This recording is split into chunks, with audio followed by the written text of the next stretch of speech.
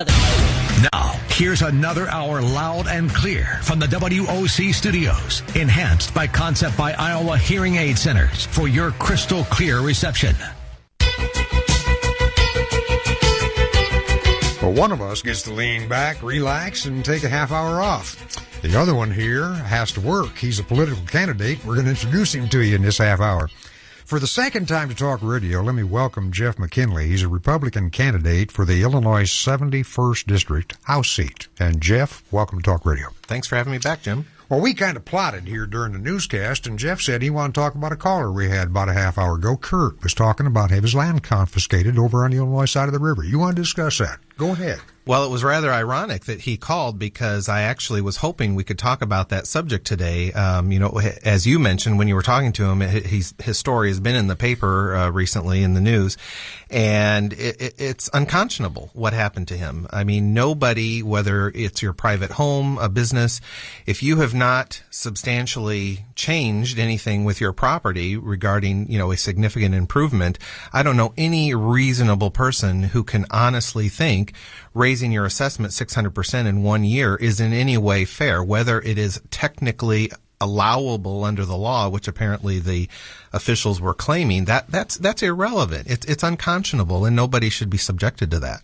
You need to change those laws, which is why I want to ask you. You're running for the Illinois House, 71st District, Republican candidate. Yes. Well, how would you change it? Well, I guess we have to sort of tease out all the details, but I have actually been batting around a proposal that I think would address the specific problem. Now, it's too late for Kurt, obviously, but hopefully we could prevent other people from being subjected to that. And I think there should be a limit in terms of how assessors are able to change someone's assessment, at least in a given year. And for example, I think perhaps a good approach would be to say that you are limited in increasing that assessment to either the lesser of what the actual fair retail value of the property is compared to the prior assessment, or the rate of inflation. And in that case, and this again is assuming that you have done either nothing to your property at all, or simply have completed regular maintenance, for example, and had that type of a law been in place at the time, I think it was 2006 to 7 that happened to Kurt, they never would have been able to raise that assessment in the way that they did. Well, how did the Illinois legislature, in its awesome wisdom, determine that having somebody come into your neighborhood, and he's a developer, and he puts up 20 houses in your neighborhood that start at $750,000, and you're one of the homeowners, it was maybe there's 3-4 of you, and he built right up next to you. Right. Your home ownership rates, your taxes are going to triple, quadruple. Just snap your fingers. Because they say these really nice, expensive houses are next to you. I didn't do nothing to my house, and boom, here goes the price. That's exactly the problem that I'm talking about, and I would think that my suggestion, or something at least very close to it, would prevent that. Because as the person who's literally done nothing but sit there, yes, it is not your fault that someone else came in and made these significant improvements to neighboring property, which is great for the community, everyone concerned. That's fine, but you shouldn't be punished by some assessor coming along and saying, well, in my little book, the way I do the calculation, the value of your property has now, gone up substantially, and therefore we're going to hit you with that new assessment, which of course means correspondingly higher property taxes. I mean, you've done nothing to warrant that happening to you. And so if there was some sort of a limit, like I say, tied to inflation, for example, we could hopefully prevent that from happening. So you're going to be going around the 71st District, knocking on doors saying, we got to do something about property taxes. Property taxes, to be honest with you, I've sort of always had a problem with. I understand the purpose of them. An awful lot of our services are funded through property taxes. I'm going to tell you that I don't. Well, here's why. No income? You got a widow. There's a bunch of this here in the Quad Cities. I'm a talk show host here. I can't tell you how many ladies have just torn at a talk show host's heart saying, well, Jim, I'm leaving. I can't afford to stay here in my house here in the Quad Cities. She's selling her house, and she's leaving to go to a cheaper state. A lot of them just jumping across the border into Missouri. Missouri is much, much lower on property taxes in northern Missouri than we are. This is a very common thing. People here in the Quad Cities leaving because of property taxes because they're retired and they no longer have the income to support it. Sure. Shouldn't property taxes, shouldn't there be something like you have to make money before we can take your money? Well, that's what I was saying. That's one of the reasons why I have problems with property taxes in the way they're structured, because first of all, they're sort of a throwback to, the colonial era where to even vote, you had to be a white man, let's face it, of property.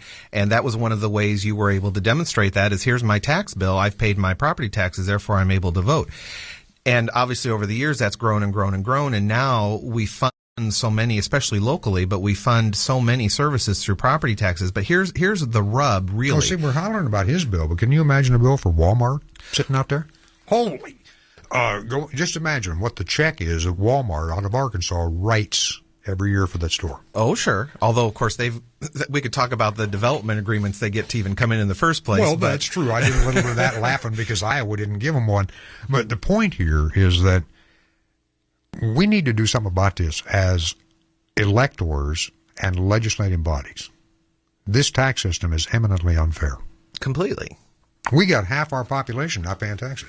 Well, I have sort of a personal anecdote. It's not anything near the extent that Kurt had, but I own a rental property in Rock Island.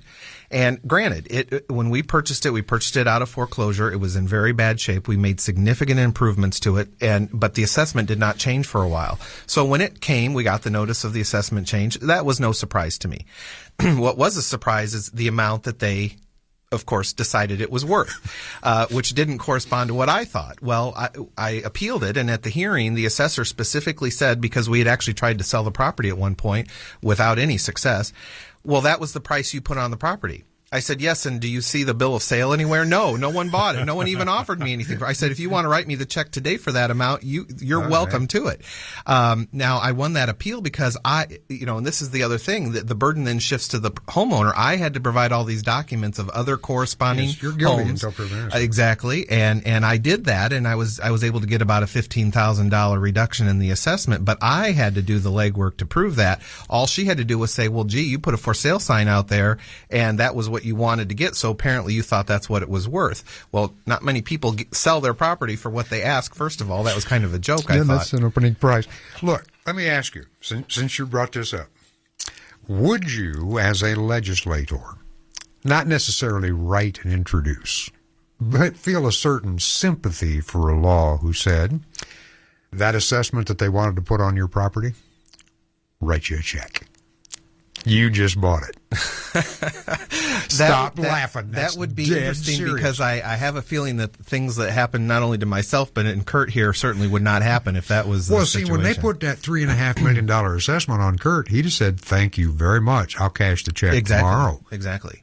Can you imagine the profit? Well, it wouldn't happen, first of all. Let's face it. I mean, that would stop the assessors in their tracks. No, but think about this. See, when you're going to be a legislator, these are the kind of laws that can be written at state level. We don't have a state doing this, okay? Right. But this has been suggested many times by guys who would like to reform property tax. First thing you do to get these assessors under control is to say, what you assess that property at, the taxing body has to be willing to buy it at that price. Right. I understand the allure of that. I really do. I guess the reality of it is so many people might say, even if the assessment was fair, okay, I would like to sell so no one else wants to buy it. I'm going to go down to my local assessor and make them buy it. That would be the only problem with that I could see. But I honestly, I see the allure of that. In the first year, assessed valuations are dropped by 30-40%. Come on, get real. Well, that is undoubtedly would probably happen. The county board would sit there and just have a fit. The first guy that walked in, they'd say, wait a minute, we're changing your evaluation down. Exactly. Everybody goes in and protests, wins. Right. Until they get way down below real property value, which is where they should be. I would like to, if you don't mind, I would like to address Kurt for just a second, because I know he said in his call to you that he felt that all these various officials, including my opponent, Mike Smitty, failed to respond to him in any meaningful way. Well, I want him to know that I care. As I said, I mean, this is totally coincidental. I wanted to talk about this issue today. It's important to me. I think it's ridiculous what happened to him. And so I'd like to give him and anyone else who's interested for that matter our campaign number. If he calls the number, he'll get a hold of either me or my campaign manager, Mike. That number is 815-408-0380. We'd like to talk about his issue a little more with him, and perhaps talk about the ideas that I have about reforming that, and maybe we can make a little noise. Certainly in Springfield it has to be made, and hopefully I'll be the man to make that noise down there. Well, Jeff, let me thank you for the gesture, reaching out to Kurt. I appreciate that. I'm going to take a pause here, 20 past the hour.